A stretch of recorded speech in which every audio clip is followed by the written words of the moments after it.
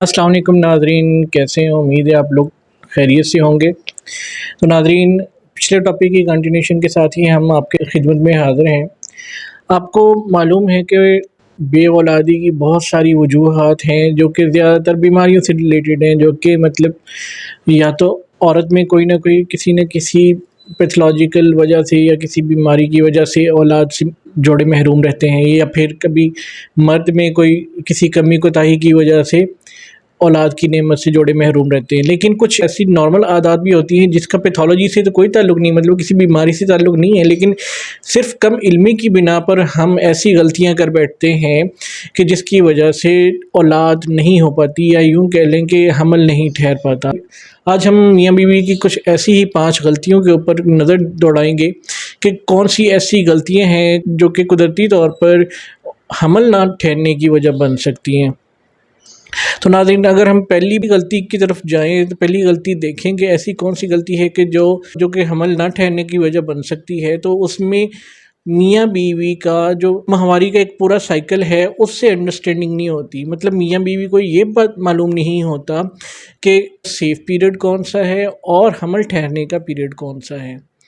नाज़रीन, जब एक औरत को माहवारी आती है तो उसमें 10 से 11 दिन ऐसे होते हैं, ज़्यादा से ज़्यादा 10 से 11 दिन ऐसे होते हैं जिसमें उसके माँ बनने के चांसेस होते हैं। इसके अलावा जो बाकी 17 दिन हैं उसमें अगर 7 दिन हम माहवारी के निकाल दें तो बाकी के जो 10 दिन हैं वो सेफ़ पीरियड है। मतलब उसके अंदर जब मियाँ बीवी का आपस में मिलाप होता है तो उसमें औलाद होने के चांसेस ना होने के बराबर होते हैं। ख़ास तौर पे जब ओव्यूलेशन हो गई होती है। ओव्यूलेशन के बारे में मैं पिछली वीडियो में हम बड़ी तफसील से बात कर चुके हैं कि ओव्यूलेशन का कैसे पता चलता है, हमें कैसे एक औरत को कैसे पता चलता है कि उसके अंदर ओव्यूलेशन हो रही है या हो चुकी है। ओव्यूलेशन वो टाइम पीरियड है जिसके अंदर औरत की बैज़ादानी अंडा रिलीज़ करती है, वो अंडा उस वक़्त इस काबिल होता है कि उसके साथ जब स्पर्म मिले तो फर्टिलाइज़ेशन हो जाए, हमल ठहर जाए। तो नाज़रीन, इन सेफ़ दिनों का जिसके अंदर हमल नहीं ठहरता, उनका पता होना एक कपल को बहुत ज़रूरी है। तो नाज़रीन, आपको मैंने बताया था पहले भी कि अगर किसी औरत का 28 दिन का साइकिल है, मतलब कि 7 दिन उसकी मेंस्ट्रुएशन के और उसके बाद 21 दिन उसके पाकी के होते हैं, तो ये 28 दिन का एक साइकिल कहलाता है। अगर किसी औरत का 28 दिन का साइकिल है तो फिर उसमें शुरू के 7 दिन और साइकिल का जो 19वां दिन है, 19वें दिन से लेकर 28वें दिन तक जो के दिन हैं, ये सेफ़ पीरियड कहलाते हैं। कि इनके अंदर जब मियाँ बीवी का मिलाप होता है तो इसमें औलाद के होने के या हमल ठहरने के चांसेस बहुत बहुत कम होते हैं। तो अगर आप औलाद की ख्वाहिश रखते हैं, औलाद के लिए कोशिश कर रहे हैं, सेफ़ पीरियड्स को मद्देनज़र रखें। और जो तो नाज़रीन, ये तो होगी पहली वजह कि सेफ़ पीरियड का इल्म ना होना, मतलब कि मियाँ बीवी को सेफ़ पीरियड का इल्म नहीं होता, इस वजह से वो मीटिंग कर भी रहे होते हैं लेकिन हमल ठहरने के चांसेस बहुत कम हैं।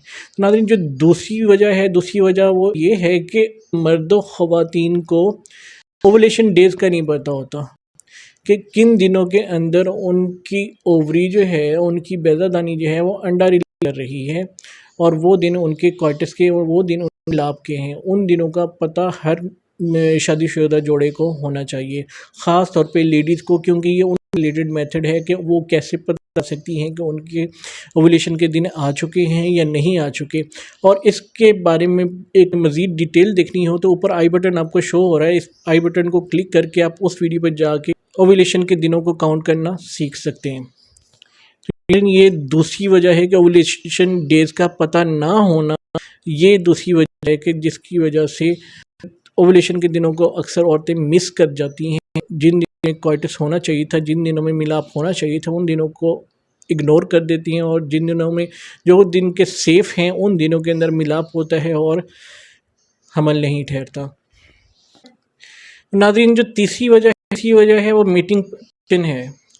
लोग प्लेयर सीकिंग की तरफ जाते हैं, बहुत सारी पोजीशंस जो है ट्राई करते हैं प्लेयर की खातिर, लेकिन उनमें से एक आध पोजीशन ऐसी भी है कि जो कि ठहरने की वजह भी बनती है। मतलब अब कि आपने सेफ पीरियड کو نکال دیا، آپ اوولیشن ڈیز کے اندر ملاپ کر رہے ہیں، لیکن آپ کی سیکس پوزیشن ایسی ہے کہ جو کہ حمل نہ ٹھہرنے کی وجہ بن سکتی ہے. مطلب وہ سیکس پوزیشن آپ کے سامنے یہاں پہ اسکرین پہ ڈسپلے بھی ہو رہی ہے کہ مطلب فیمیل ایٹ دا ٹاپ ہے اور میل جو ہے وہ لیٹا ہوا ہے، مطلب میل نیچے ہے، فیمیل ایٹ ٹاپ ہے.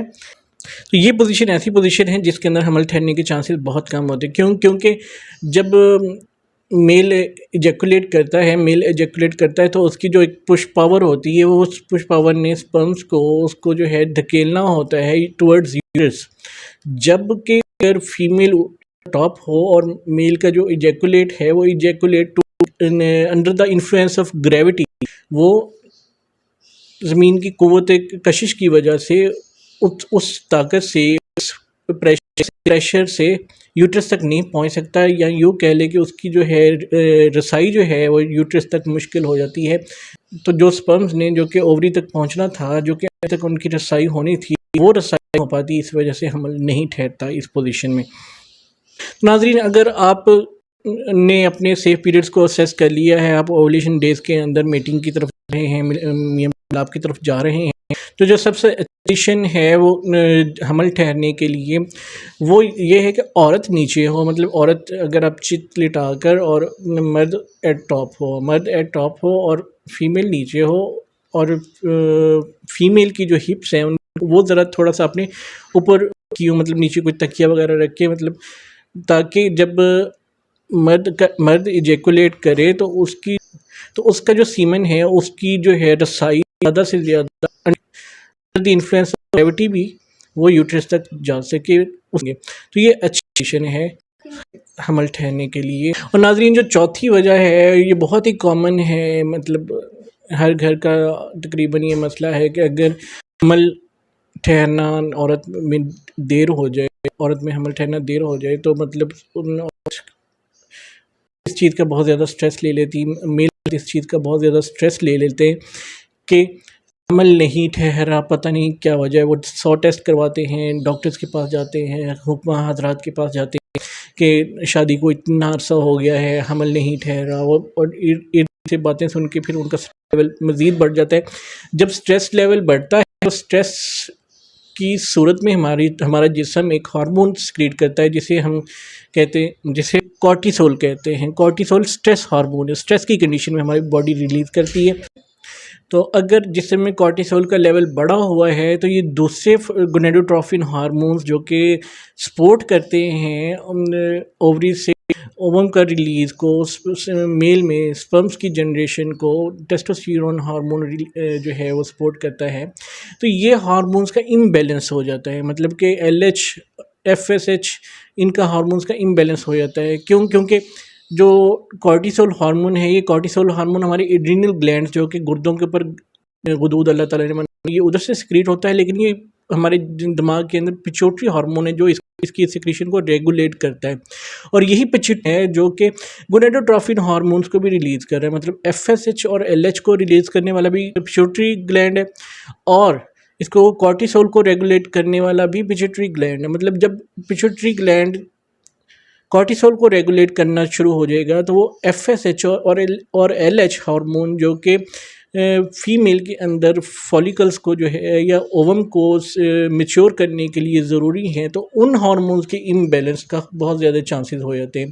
اس لیے اگر آپ کے ازدواجی زندگی میں یہ تھوڑا سا سٹریس اگر آپ کو محسوس ہوتا ہے، آپ لوگ حمل نہ ٹھہرنے کی وجہ سے پریشان ہیں، تو ہو سکتا ہے کہ وہ جو پریشانی ہے، وہ سٹریس ہے، وہ آپ کی کنڈیشن کو مزید برا کری، مزید ورسن کر رہی ہے. اس لیے سٹریس لینے کی ضرورت نہیں ہے، اللہ تعالیٰ سے دعا کریں اور ہیلدی فروٹس استعمال کریں، ہیلدی ویجیٹیبلز استعمال کریں، کیونکہ وہ جو سٹریس کی لیول ہے اس کو کم کرتی ہیں. اس کے اندر جو وائٹامنس ہیں، ہماری جسم کو جتنے وائٹامنس ریکوائرڈ ہوتے ہیں ان فروٹس کے اندر موجود ہوتے ہیں، ان ویجیٹیبلز کے اندر اس لیے جتنا سٹریس لیں گے اتنی آپ اس کنڈیشن کو جو ہے وہ مزید خراب کر دیں گے. اس لیے سٹریس چھوڑیں، فروٹس ویجیٹیبلز کا استعمال کریں اور خدا حضور سجدہ ریز ہوں. تو ناظرین، جو آخری غلطی کا بات کرتے ہیں وہ یہ ہے کہ مختلف قسم کے لوبریکینٹس استعمال کرتے ہیں سیکس کرنے کے لیے.